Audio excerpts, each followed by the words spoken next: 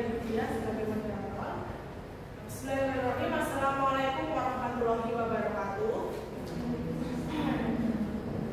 Teman-teman, marilah kita panjatkan puji syukur kehadirat Allah Subhanahu wa taala karena atas limpahan rahmat dan hidayahnya kita dapat berkumpul pada siang hari ini dalam acara seminar laporan hasil orientasi pengenalan nilai dan etika pada instansi pemerintah bagi Kota Surakarta, bagi P3K di lingkungan pemerintah Kota Surakarta.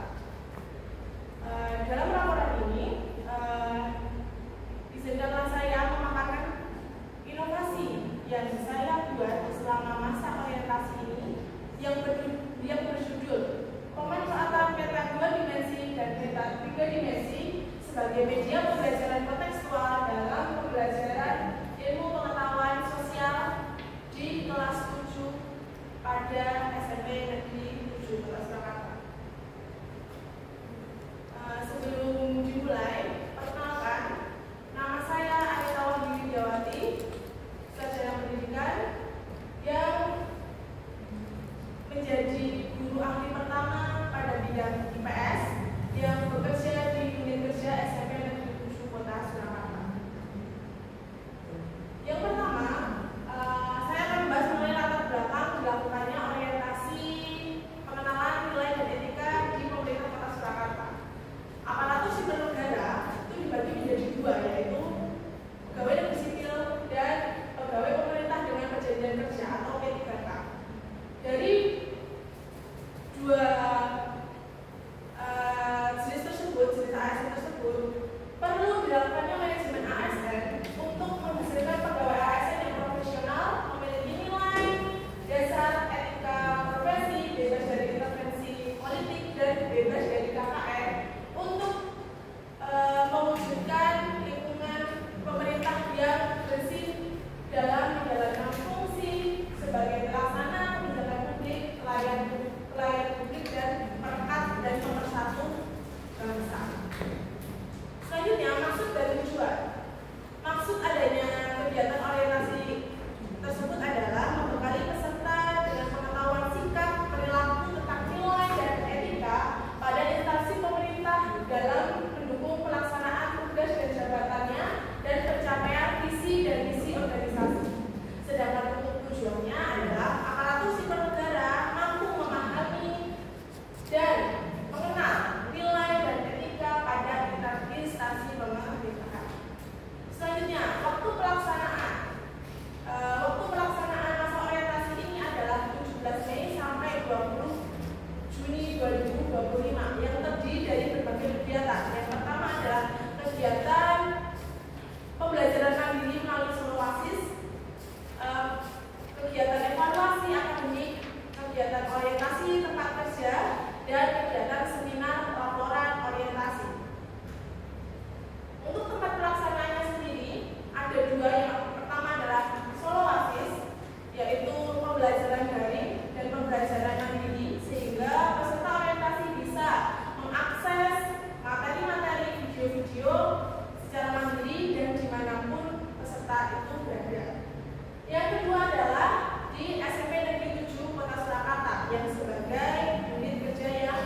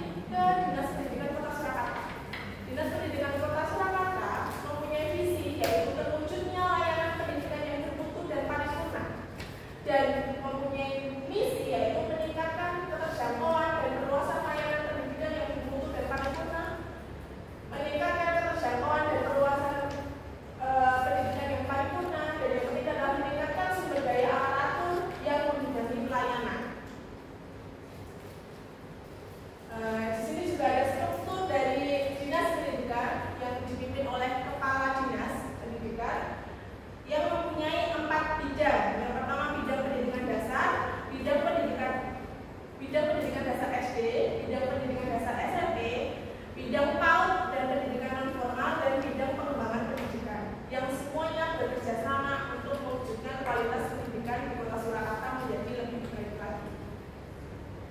Selanjutnya kita merujuk lagi ke unit kerja yang menaungi saya yang keempat, yaitu adalah SMP Negeri 7 Kota Surakarta. SMP Negeri 7 Kota Surakarta mempunyai visi yaitu terwujudnya insan berkarakter, kompeten, berdasarkan iman dan takwa, serta berwawasan lingkungan dan budaya, serta mempunyai 5 misi yaitu membentuk karakter siswa yang unggul, meningkatkan kompetensi akademik dan non-akademik, mengintegrasikan iman dan takwa dalam kehidupan sehari-hari, mengembangkan kesadaran lingkungan dan menghargai pelestarian budaya lokal. Selanjutnya ada struktur dari SMP Negeri 7 Kota Surakarta yang dipimpin oleh kepala sekolah dan mempunyai wakil kepala sekolah dalam bidang kurikulum, kesiswaan, hubungan masyarakat, dan sarana dan prasarana, serta dibantu oleh seluruh bapak ibu guru yang ada di SMP Negeri 7 Surakarta untuk pengembangan pendidikan yang ada di lingkungan SMP Negeri 7 Surakarta. Selanjutnya masuk kepada rencana hasil kerja P3K. Dalam hal ini, langkah pertama yaitu identifikasi isu. Identifikasi isu, saya mengangkat isu yang ada di SMP Negeri 7 Surakarta yaitu berdasarkan rapor pendidikan. Dari rapor pendidikan SMP Negeri 7 Surakarta menunjukkan bahwa kualitas pembelajaran di SMP Negeri 7 Kota Surakarta itu masih tergolong sedang. Bahkan nilainya itu turun dari tahun sebelumnya. Hal itu menunjukkan apa? Menunjukkan bahwa kualitas pendidikan pembelajaran di SMP Negeri 7 Kota Surakarta harus lebih ditingkatkan lagi dengan berbagai aspek dan faktor-faktor yang mendukung. Isu yang diangkat dalam inovasi ini adalah peningkatan kualitas pembelajaran di SMP Negeri 7 Kota Surakarta dapat dioptimalkan dengan mempelajari akar permasalahan dan melakukan perbaikan berdasarkan arahan dari rapor pendidikan. Jadi di dalam rapor pendidikan ada nilai dari sekolah kita dan ada juga saran bagaimana untuk peningkatannya. Selanjutnya dari isu yang sudah didapatkan, selanjutnya diangkat suatu gagasan, yaitu adalah pemanfaatan peta 2 dimensi dan 3 dimensi sebagai pembelajaran kontekstual dalam mata pelajaran IPS kelas 7 di SMP Negeri 7 Kota Surakarta. Mengapa saya mengambil ini? Karena dalam pembelajaran IPS itu banyak materi yang berkaitan langsung dengan lingkungan, sedangkan terkadang banyak yang belum memanfaatkan media pembelajaran yang bisa menghadirkan realitas kehidupan di dalam kelas. Sehingga saya berharap dengan saya membuat media tersebut bisa menghadirkan realitas lingkungan di dalam kelas tanpa anak-anak menghadiri langsung ke lapangan. Yang pertama, langkah yang harus dilakukan yang pertama adalah langkah awal identifikasi isu. Mengidentifikasi penyebab rendahnya kualitas pembelajaran. Tahapannya adalah pemeriksaan penyebab rendahnya kualitas pembelajaran melalui rapor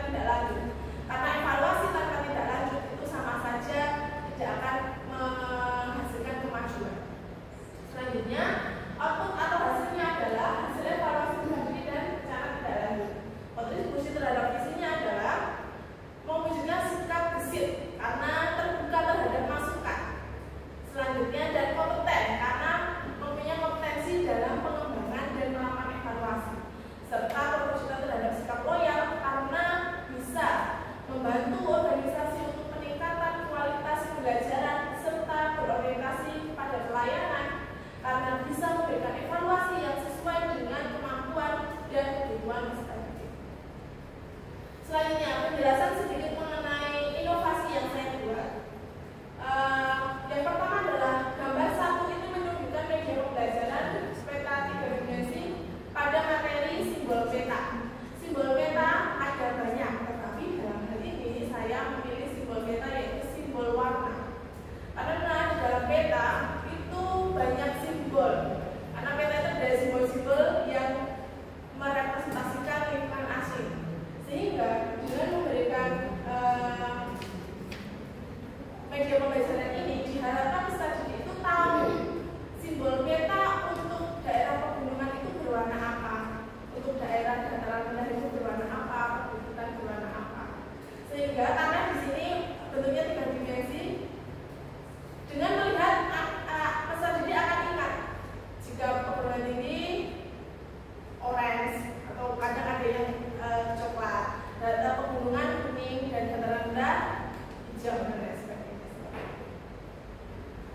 Gambar yang kedua adalah media pembelajaran peta 3 dimensi pada materi penampakan muka bumi.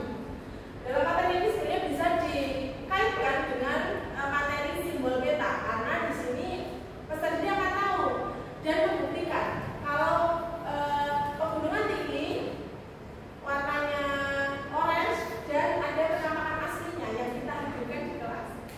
Dan dalam hal ini juga peta ini bisa menghadirkan karakteristik dari topografi wilayah tanpa peserta didik harus datang. Apalagi kalau di Solo kebanyakan itu ada dataran rendah, mungkin banyak peserta didik yang belum pernah ke dataran tinggi, pegunungan dan lain sebagainya. Sehingga dengan adanya peta ini bisa anak-anak bisa lebih tahu dan bisa memahami karena bisa menghadirkan realitas lingkungan ke dalam kelas. Selanjutnya, gambar yang ketiga adalah pemanfaatan peta 2 dimensi dan 3 dimensi dalam materi interaksi antar wilayah. Interaksi antar wilayah itu terkadang harus diberikan ilustrasi yang lebih mendalam. Karena anak-anak mungkin tahunya interaksi itu hanya interaksi antar orang, sedangkan interaksi antar ruang, antar wilayah itu pasti akan terjadi. Di sini ada 2 wilayah dengan topografi atau karakteristik